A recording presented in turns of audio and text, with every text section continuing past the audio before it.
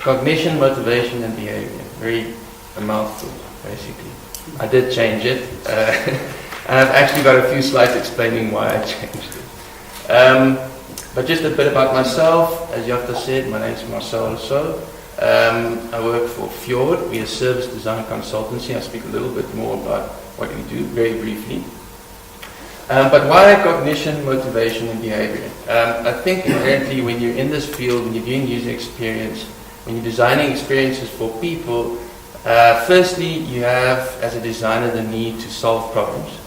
But you also, I think, you have a curiosity about why people do things they do. Why do they see the world the way they see it? And how does that influence their behavior? So hence the title, which I actually lifted from an article I'll refer to throughout the presentation. So just briefly, the hashtag's weird at Wired, and I'll explain why it's weird. There's some weird data we're going to be throwing around, and you'll hopefully have something to say about it. So, who is Fjord? As I said, just quickly, we're a service design consultancy.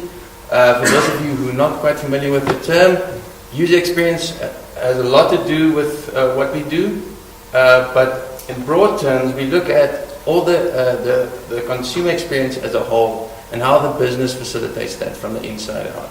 So when it means that structures within the business needs to change, we look at that and all the various touch points and then design that experience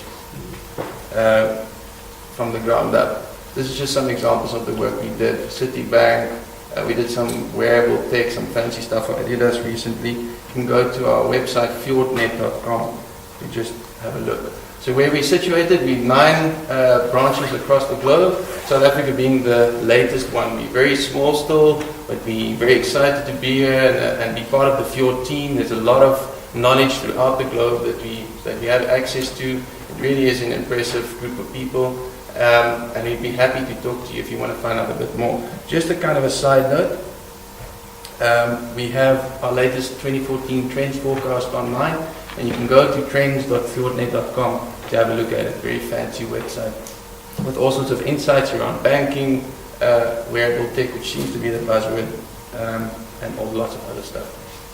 Okay, so back to the presentation title. This was the title that I mailed to Terence when he asked me to give a title. At that stage, I just mailed it and sent, and the moment I sent it, I realized that it really wasn't what I wanted to talk about. Considering the African user experience, which again sounds extremely pretentious, but really it wasn't about the experience. I didn't want to talk about heuristics or best practice when you're looking at user experience. I wanted to talk about the user, but more about the person. So even South African user, or contextualizing it within a South African framework, would not suffice. At the end of the day, I was kind of painting myself in a corner because really I was trying to quantify something where I was looking to speak about the qualitative aspects of research, and that's a big part of what we do. If you're doing user experience, you need to know your user, and by the way you know your user is spending time with him in his environment. And research is a really interesting part of it. That is the part where we get to play with our curiosity and hopefully kind of feed it a bit. So this is a typical example of quantitative data, what it gives you. The average South African, 25 to 34-year-old urban black female, LSM 6. We love LSMs, it's so descriptive of the people we deal with. Internet access using a Nokia Asher 210 and buys airtime at Spaza Shop 90 Rand per month. But that's not really a real person. So what's the difference between quantitative and qualitative? You probably know all of this. I'm just going to quickly talk to it. Quantitative means lots of people and extracting a few truths from it. Stuff that can be substantiated by statistics. Qualitative, taking a few people, really spending time with them, getting into their heads, getting into the environment, and hopefully just mining it for a lot of insights about how they do, what they do, why they do it, in what environment. And that's what we do. So, in a nutshell, quantitative is about explaining stuff, qualitative is about understanding. Cool. So qualitative research has a lot of methodologies, a lot of ways to get to where you want to get to. Things like user experience, user interviews, contextual inquiries, immersion, stakeholder interviews, ethnography, cultural probes, focus groups, competitive benchmarking. But actually I want to talk about these two, contextual inquiry and ethnography. Actually you can say that in your contextual inquiry you use some ethnographic principles or methods. So contextual inquiry is exactly that, is immersing yourself in the environment of the user and seeing how they interact with an existing product or experience and their cultural context, their behaviors, and how it informs your decision in building a better product or a new product. Now we get to the article that I want to speak to. So this is an article I stumbled upon in 2012, and it was really about some data that people found in psychology articles and psychology studies. These guys are Joe Henrik, Stephen Hein, and Aaron Orenzanyan. But they are social psychology professors at University of British Columbia. And what they found is they took a survey of all the psychological or psychology studies from 2003 to 2007. What they found was that 96% of the test subjects were Westerners. That's a big bias, and a lot of conclusions are being made from these studies. How we see or how we perceive people's behaviors, and those interpretations obviously has an impact on how we build stuff, how we see the world, and so forth. And the side note again is 70% of those were from the US.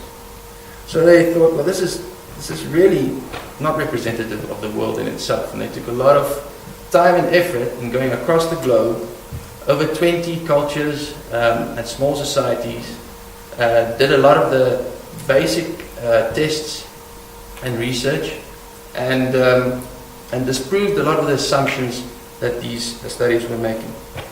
But they called these people, the Western industrialized subjects, weird. Western, educated, industrialized, rich, and democratic. Cool, so they took those basic assumptions, the universals, and started going into these small little societies and seeing if it's really true. Or what we are assuming in the global context really true on the ground. There's 5 I want to speak to. Just quickly, visual perception. So that's how you see the world. Very basic. If I'm standing in this room, how I see you, how I see shape and form and depth. A base form of cognition. So the next one, economic decision making. If you're making a trade with someone, if you're buying an apple, what is fair to you? What is fair, and how do you make that decision? Where's the limit for you? Folk biological reasoning, again a big term. But what it basically means is how people classify and organize natural things in their environment. If you look at a park, how do you start classifying things like grass and trees, bees, birds, etc. And the taxonomy of it, and how logically you start to arrange those things within your context of the world. And then spatial cognition, which is basically, again, placing yourself within a space and how you relate to the other objects in that space. Okay, so visual perception. This one you've probably all seen. Now the classic question here is, which line is longest? Which of you haven't seen this? Okay, cool. So the obvious answer here would be that the right hand side one is the longest, but in fact they're both equal in length. But it's a test in seeing how your visual perception is skewed. And what they did is they did this test in the 20 or so cultures and found that the Westerners or industrialized societies are heavily skewed towards seeing the right-hand line the longest. Whereas on the left-hand side, you see the Sun communities and the SA Minor, which didn't see the difference at all. In fact, they didn't have any illusion as to which line is longest or which is not. They both saw them as both being the same length. And then you've got a gradually increasing curve from left to right. But why is that? Why would a small society like the Sun not see the illusion at all? And why would Westerners see the right hand as longest? Well, the theory is because Western or industrialized societies grow up in boxes which contain carpeted corners, the lines indicate which line is furthest or nearest to you. So the line on the right hand side would be furthest from you. But because it's the same length as the one on the left hand side, you perceive it to be longer. Does that make sense? Yeah. Okay, so people living in more natural environments where they're not used to living in boxes or these squared environments don't see those illusions naturally. They don't perceive it as much as people that grow up in the industrialized world like we do. Just again, these are studies that have been done. I'm not trying to make any conclusions to it. This is just to kind of spark some debate. So please, afterwards, if you've got any questions or you want to talk about it, that's the whole point. All right. So economic decision making. Who of you know the ultimatum game and what it's about? Okay. So the ultimatum game is a game that was devised a couple of years ago to see how people judge fairness when they're in a bartering situation. What is fair to them? The game works like this. There's two players. Player A is given 100 rand, or in some instances it would be differing from depending on where they are in the world. But say a player is given 100 rand, and the only way for him to keep that money is if he offers some of it to player B. If player B refuses that offer, then they both lose. Nobody gets any money. So the trick here is that player A has to make sure that he gives enough money to player B so that he's happy, so that he can keep the rest. Now the theory before they started these tests, way back, was that player A would keep the most money to himself and give a small portion to player B, and everybody would be happy. But actually the opposite happened. Player A actually offered between 30 and 50, and in most cases closer to 50% of the amount to player B, which was kind of surprising. But that was the first test. That was within a Western context or industrialized context. But they took this ultimatum game, and they took it to developing worlds or developing nations in those small communities and did the same test. What they found is that the opposite happened in those communities. Player A would keep most of it for himself, give a small portion to player B, and both would be happy. And why is that? Here's some of the stats. I'll get to that now, but what they did next was they said, okay, player A, the last time player B did this, he was happy with 20 rand. How much would you give him now? And what happened is the graph skewed completely, where in developing countries or in the smaller societies, they were immediately okay with giving player B a much less amount. And the reasoning for this was that in industrialized societies or in large societies in the West, like in the Western world, there's a developed economy, there's a developed market, and it's much more competitive. So these behaviors are informed by that. If I'm in a large market and I know that everybody's competitive, I would be much more fair in giving you just under 50 maybe, or between 30 and 50% of the amount. Whereas where people live in a small community and everybody knows each other, everybody kind of, is on the same level playing field. But there's much less competition in terms of trade or bartering, And I'd be happy to get 30 Rand of that 100 Rand, or 20 Rand of that 100 Rand.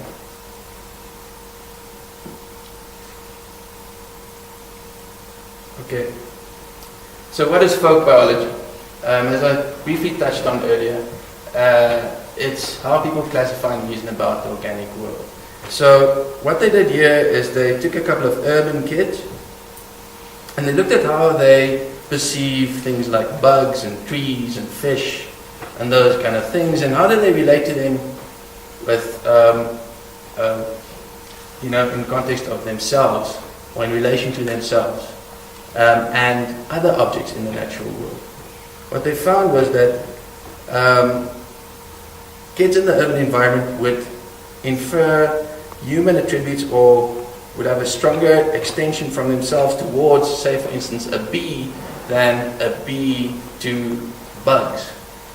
Does that make sense? So they would make a stronger connection in identifying that bee with identifying properties of themselves in that bee, as opposed to identifying that bee and the properties with other bugs. So in the way of classifying things, they would make stronger connections between themselves and those natural objects, as opposed to seeing, oh, okay, this is part of a group of things like insects, or it's part of a group of things like trees, for example.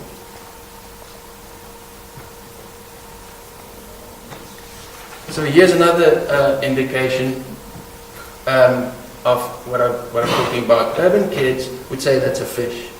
If you talk to rural kids, they would tell you it's a trout, depending on where you are in the world. But in that sense, people that live in natural environments where they have contact with nature every day, and they work with nature every day. If you look at subsistence farming, horticulturalists, and people that work with the land, they get to know these things by name. They don't call it a fish; they call it a trout. So they're very specific about how they name things. Sorry. Okay, so again, urban kids relate to things with them at the center and contextualizing things from that point of view. If you look at rural kids, they see themselves as part of a whole or much larger dynamic. They're seeing things as being related to each other and how they relate to each other, but they see themselves as part of that system. Okay. Spatial cognition. So here there's two basic ways of placing yourself in a space. The first one, again, is saying that everything within the space is relational to where I'm standing. Okay, so the example here is I'm to the right of the flagpole. Now if you think about it, the flagpole doesn't have a right or left-hand side, but I am relating to the flagpole within context of where I'm standing to or next to it. The allocentric way is saying that all objects are basically in a space. I might happen to be one of those, but I'm going to place myself within that space within a broader context. So if you think about a navigational system like east, west, north, etc., you can say, you can replace that by saying I'm to the west of the house. In other words, you're referring to a global system of navigation or placement and placing yourself within that. Another slight variation is saying that there's all these objects and I am placing myself within context of those objects and not placing objects in relation to me. Does that make sense? Mm-hmm. Okay, so here's a little example. If you are talking about egocentric spatial cognition, the person would say, the person would be asked, okay, so where are these arrows within your space? And then the person would say, this is the right arrow to the right-hand side of me, and this is the arrow to the left-hand side of me. A person with allocentric spatial cognition would say, this arrow is pointing to the door, this arrow is pointing to the hallway. Okay, now flip it around, put the person on the other side, and the person that's got egocentric spatial cognition will now swap it around. The left-hand side would now suddenly be what was previously the right-hand side, and vice versa. The person with allocentric spatial cognition, would still tell you that that arrow is pointing to the door, and that arrow is pointing to the hallway. Okay, so then they looked at which languages in the world use egocentric spatial reference in the description of location of objects, and which use allocentric language. 3 of the 20 use egocentric and 17 allocentric. Surprise, surprise. Egocentric languages were Japanese, Dutch, and English. So that just shows you, as people coming from industrialized or Western thinking, I'm speaking for myself, how we perceive the world is embedded in our language. That's a big statement to make, but it's a fairly obvious one if you start thinking about it. How we reference the world is embedded in our language. So, in conclusion, just a few quotes or extracts from the research. Different cultures foster strikingly different views of the self. And the question there is, how do you consider this when you're doing research? When you're really investigating your user and his world, how much of us take cognizance of that? If you look at industrial world versus developing world, in a nutshell, the industrialized world are very analytic in their thinking. They take things apart and they start analyzing it and get into the detail. Whereas developing world tend to be more holistic. They see themselves as part of a system, as a greater whole. Which is interestingly also 2 traits for right brain thinking. But that's just a side note again. So, again, the industrialized world see themselves as more or less being the center of everything. It's not necessarily saying that all industrialized people are selfish. It's just how they refer to themselves or see them into context with everything around them. Whereas the developing world is obviously more communal. Also speaks to having a holistic point of view. And then obvious one is the industrialized world is pretty much synthetic in the way it's constructed. There's buildings, there's tar, there's concrete, there's glass, whereas the developing world still lives in a very much natural environment, open spaces and so on. Okay. So in a sense you can say that the Western world, the industrialized way of thinking is pretty much independent versus the developing world where it's interdependent.